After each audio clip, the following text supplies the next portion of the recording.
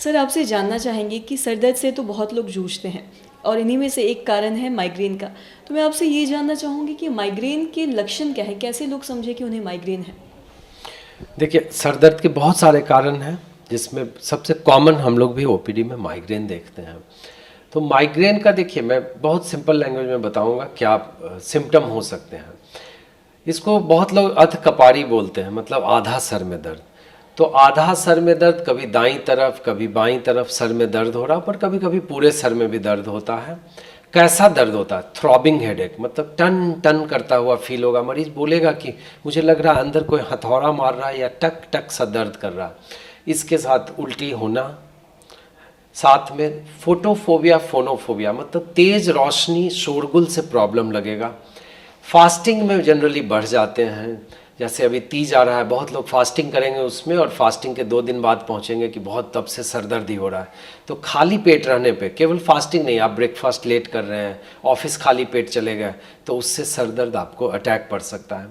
तीसरी चीज़ें हैं कि फास्टिंग के अलावा सनलाइट से, धूप में जाने से बहुत लोगों को, धुआं से बहुत लोगों को सरदर्द होने लगता है। इसके अलावा माइग्रेन में एक बड़ा सा पिकुलियर चीज़ है कि वो आप बहुत सारे चीज़ों से, बहुत सारे स्टिमुलस से ये सरदर्द शुरू हो जाते हैं। जैसे किसी को खट्टा खाने से होता है, किसी को चीज़ खाने से होता है, किसी को पनीर खाने से होता है। मेरे पास एक ही फैमिली के ऐसे पेशेंट हैं जिनको किसी को पनीर खाने से हो रहा है, किसी को सिर्फ इत्र लगाने से या इत्र के गंध से सरदर्द होने लगता है। तो इस तरह से बहुत सारे स्टिमुलस हैं जिससे सरदर्द होते हैं। रेड वाइन से सरदर्द होता है, पर इसका मतलब ये नहीं है कि जो माइग्रेन के मरीज हैं इसमें से कुछ भी ना लें। जिनको नींबू खाने से सरदर्द नहीं हो सकता है, होता है, वो ले सकते हैं। पर जैसे आपको नींबू खाने से सरदर्द हो जा रहा हो, आपको कोई इत्र से सरदर्द हो रहा, तो आप समझ लें कि ये साधारण सरदर्द नहीं है, ये मोस्टली माइग्रेन है जो इन स्टिमुलस के कारण हो रहे हो। तो ये जो मैंने आपको सारे के सारे लक्षण बताए, ये सारे माइग्रेन के लक्षण हैं।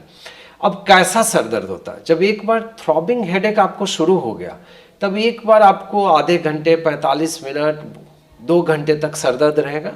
कुछ मरीज उसमें बताते हैं कि डॉक्टर साहब जैसे ही हमको उल्टी हो जाती है, मेरा सरदर्द में आराम मिल जाता है। दूसरा है कि यदि आपको किसी भी कारण से नींद आ गई, जैसे भी करके आप यदि सो गए, तो आप एक बार सो के 3-4 घंटे बाद उठेंगे तो आपके माइग्रेन का सरदर्द गायब रहेगा। पर माइग्रेन का सरदर्द एपिसोडिक हेडेक होता है। एपिसोडिक मतलब कि जब सरदर्द आया, आधे घंटे, 1 घंटे, 2 घंटे रहेगा। सरदर्द जब चला गया तो फिर कोई ज़रूरी नहीं है कि अगला दिन उस समय हो, 2 दिन बाद, 3 दिन बाद, 4 दिन बाद, ऐसे किसी को महीना में ही एक बार सरदर्द होगा, तो ऐसे बीच बीच में सरदर्द होंगे। इसी में एक टर्म होता है स्टेटस माइग्रेनस। उसमें क्या है कि जब सरदर्द आपको होंगे, माइग्रेन के आप मरीज हैं, माइग्रेन का सरदर्द होते रहा, तो लगातार 72 घंटे से ज़्यादा तक सरदर्द होते रह गया, कोई भी आप दवा ले रहे हैं, दवा से सरदर्द नहीं उतर रहा, तब उसको हम लोग स्टेटस माइग्रेनस कहते हैं।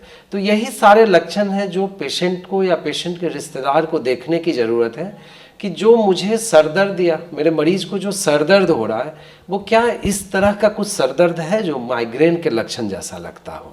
जी, और माइग्रेन क्या ज़रूरत से ज़्यादा फ़ोन देखना या लैपटॉप देखने से भी होता है? देखिए, मैंने आपको बताया ना कि इसमें फोटोफोबिया होता है, बहुत सारे स्टिमुलस होते हैं। तो इसी तरह से माइग्रेन, जब कोई बहुत छोटी राइटिंग यदि आप पढ़ रहे हैं जिसमें आंख पे जोर पड़े, स्क्रीन बहुत ज़्यादा देख रहे हैं, मोबाइल पे गेम खेल रहे हैं, बहुत सारे आईटी के जो प्रोफेशनल्स हैं वो जो काम कर रहे हैं कंप्यूटर पे, तो उन सब से भी हो जाता है माइग्रेन का दर्द।